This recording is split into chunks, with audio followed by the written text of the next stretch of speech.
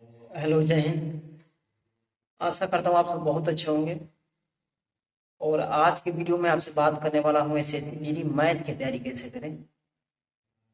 हमारे बहुत सारे भाइयों का लगातार कमेंट आ रहा है कि सर हम मैथ की तैयारी कैसे करें, हमारे मैथ में स्कोर नहीं आ रहा है, हमसे मैथ के क्वेश्चन सोल्व नहीं हो रहे हैं। ये बता दीजिए कि मैथ की तैयारी हम कैसे करें ताकि हम भी एक बहुत अच्छा स्कोर ला सकें। तो आज के वीडियो में आपसे बात करने वाला हूँ। अगर आपने हमारे चैनल को सब्सक्राइब नहीं किया है तो जल्दी से चैनल को सब्सक्राइब कर दीजिए, वीडियो को लाइक कीजिए और अपने भाई को सपोर्ट कीजिए।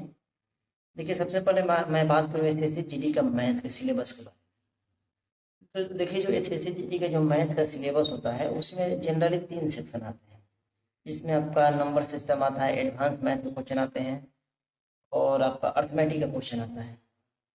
तो जिसमें से आपका 3 से 4 क्वेश्चन नंबर सिस्टम का आते हैं, 2 से 3 क्वेश्चन आपका एडवांस मैथ। देखिए, जो इस एग्जाम में जो सबसे मेजर पोर्शन होता है मैथ के लिए वो होता है आपका अर्थमेटिक मैथ। उसके बाद आपको नंबर सिस्टम, उसके बाद एडवांस मैथ आता है। मैं आपको बताऊंगा कि एडवांस मैथ के लिए आप कैसे कम से कम तैयारी में अपना जो भी 2 क्वेश्चन आता है उसको कैसे सोल्व करते हैं। देखिए, सबसे पहले मैं बात करने वाला हूँ एडवांस मैथ, क्योंकि इसमें लड़कों को ये काफ़ी परेशान करता है। देखिए, आपको एडवांस मैथ में सिर्फ एक ही चैप्टर पढ़ना है। आपको क्षेत्रमिति जिसको बोलते हैं, मेंसुरेशन बोलते हैं, 3D 2D दोनों को पढ़ जाइए। उसके अलावा आपका एडवांस मैथ में कहीं से क्वेश्चन नहीं आता है तो आप क्या कीजिए कि जितने भी फॉर्मूले होते हैं 2D और 3D के सबको याद कर लीजिए। अगर आप उतना कर लेते हैं तो आराम से जितने भी एडवांस मैथ के क्वेश्चन आते हैं, 2 ही आते हैं जनरली, उसको आप सोल्व कर लीजिए। उसमें आपको ज़्यादा कोई कुछ नहीं करना है। उसके बाद आपको नंबर सिस्टम को अच्छे से कर लेना है, क्योंकि नंबर सिस्टम थोड़े ट्रिकी होते हैं। तो नंबर सिस्टम को आप अच्छे से कर लीजिए। आपको नंबर सिस्टम करने में खूब से खूब 10 दिन लगेगा, मुश्किल से मुश्किल 10 से 12 दिन। उतना में आप 3 से 4 नंबर अपना इंश्योर कर लीजिएगा। अब नंबर सिस्टम में क्या करना है, देखिए नंबर सिस्टम में सबसे पहले क्या करना है कि जितने भी आपके जोड़ होते हैं, हम लोग जिसको फ्रैक्शन के जोड़ कहते हैं, अगर मैं हिंदी में बोलूँ तो बाटा के जोड़ कहते हैं, उसके जो क्वेश्चन आते हैं जितने भी हमारे काके की हम जिसको बोलते हैं, तो जिसको हम बोर्ड मास बोलते हैं इंग्लिश में, तो उसको कर लीजिए, क्योंकि उससे 3 क्वेश्चन आना कंफर्म है, 2 क्वेश्चन तो कंफर्म उसी का आता है। और जो नंबर सिस्टम आपका पीओडी जो भी होता है कि आभार संख्या के सभार संख्याओं का योग कितना होगा, पूर्ण संख्याओं की योग कितना होगा, प्रकृति संख्याओं की योग कितना होगा, तो इसका फॉर्मूला रख लीजिए। और आपके उसके बाद जो होता है आपका जितने में डिविजिबिलिटी आता है, यानी कि भाग करने का, जिसको हम लोग इंग्लिश में डिजिबिलिटी बोलते हैं, उसके 1-2 क्वेश्चन आते हैं। तो आपको यही 3-4 टॉपिक मुश्किल से करना है। उसके बाद जो उसके बाद जितने भी टॉपिक होते हैं उनको थोड़ा लाइटली देख लेना नंबर सिस्टम को, क्योंकि उनसे क्वेश्चन कम आता है। आपको रिमाइंडर थ्योरम को अच्छे से कर लेना है, डिजिबिलिटी को अच्छे से कर लेना है। आपके जितने प्रकृति के इतने पर लगातार प्रकृति संख्या का जोड़ कितना होगा, इसका एक फॉर्मूला होता है, उसको कर लीजिएगा। उसके बाद देखिए, आपको एक चीज करना है कि आपको 1 से लेकर कम से कम 40 तक आपका स्क्वायर याद होना चाहिए, क्योंकि उतना अगर आपको याद रहता है तो आपको बाकी सब मैथ में काफी आपको हेल्प मिलता है। उसके बाद मैं सबसे मेजर जो टॉपिक है अर्थमेटिक मैथ का, उसके बारे में बात करने वाला हूँ।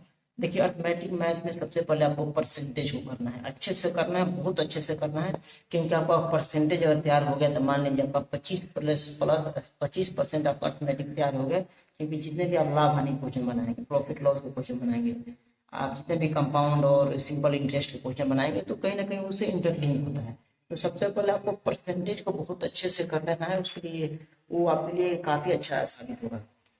उसके बाद आप लाभ हानि को कर लीजिए, कंपाउंड इंटरेस्ट को कर लीजिए, टाइम एंड वर्क कर लीजिए, टाइम एंड वर्क जितने भी हमारे लड़के औरत और आदमी वाला क्वेश्चन आते हैं, ट्रेन का क्वेश्चन आप कर लीजिए, बोट एंड स्ट्रीम कर लीजिए। तो इतना आप कर लेते हैं तो आपका लगभग अर्थमेटिक मैथ फिनिश हो जाता है। उसके बाद एक सबसे पहले आप सिंपल और कंपाउंड इंटरेस्ट को अच्छे से कीजिए, प्रॉफिट एंड लॉस इससे क्वेश्चन आना कंफर्म है। आप ट्रेन का क्वेश्चन कर लीजिए, उस समय जिसको टाइम डिस्टेंस वाले जितने क्वेश्चन आते हैं उसको कर लीजिए। तो आपका सिलेबस लगभग कंप्लीट हो जाता है, तो आपको करना है। और ये वीडियो काफ़ी बड़ी हो गई है, मैं आपको जो नेक्स्ट वीडियो आएगी उसमें बताऊंगा टॉपिक वाइज कि आपको किस किस टाइप के क्वेश्चन करने हैं जो कि प्रीवियस ईयर में आए हैं। और मैं इस पे आपसे चर्चा किया हूँ। अच्छा, आशा करता हूँ कि वीडियो आपके लिए काफ़ी अच्छी लगी हो और काफ़ी हेल्पफुल रही होगी। आपको ऐसे ही तैयारी करना है जितना मैंने सिलेबस बताया है, और सिलेबस वाइज आपको पढ़ना है, कहीं से नहीं पढ़ना है, क्योंकि आपको सिलेक्शन लेना है, आपको विद्वान नहीं बनना है। तो आप इस चीज़ को विशेष ध्यान दीजिए। और लास्ट में मैं एक टॉपिक आपसे भूल गया, जो कि औसत के जितने क्वेश्चन होते हैं उसके भी काफी क्वेश्चन आ रहे हैं आजकल, अनुपात समानुपात होते हैं, उसको कर लीजिए। इसको आप लाइटली भी देख लेते हैं तो आपका काम हो जाता है, लेकिन जो आपका कंपाउंड इंटरेस्ट हो गया, आपका सिंपल इंटरेस्ट हो गया, प्रॉफिट एंड लॉस हो गया, उसके क्वेश्चन थोड़ा डीप आ रहे हैं, तो उसको थोड़ा आपको अच्छे से देखना है। आपका ट्रेन का क्वेश्चन हो गया, टाइम डिस्टेंस का क्वेश्चन हो गया, तो ये थोड़ा आपका डीप आ रहा है, तो इसको आपको थोड़ा डीप से देखना पड़ेगा। तो इस तरह से आप अपने मैथ को तैयारी कीजिए, और आशा करता हूँ कि आपने तैयारी कर रहे होंगे, पर आपको सिलेक्शन लेना है इस वैकेंसी में 2025 में। आपको भी एक जॉब चाहिए तो हम लग जाइए, और आपको कौन क्या बोल रहा है उसको नहीं सोचना है, अपने तैयारी को करना है। और आशा करते हैं वीडियो आपकी काफ़ी अच्छी लगी होगी। चैनल को सब्सक्राइब कर दीजिए, अपने फौजी भाई को सपोर्ट कीजिए, और वीडियो लगातार आएगी किस टॉपिक को कितना करना है, क्योंकि एक टॉपिक में वीडियो में बताना संभव नहीं है। तो भाई आशा करता हूँ वीडियो आपके लिए काफ़ी अच्छी लगी होगी। जय हिंद।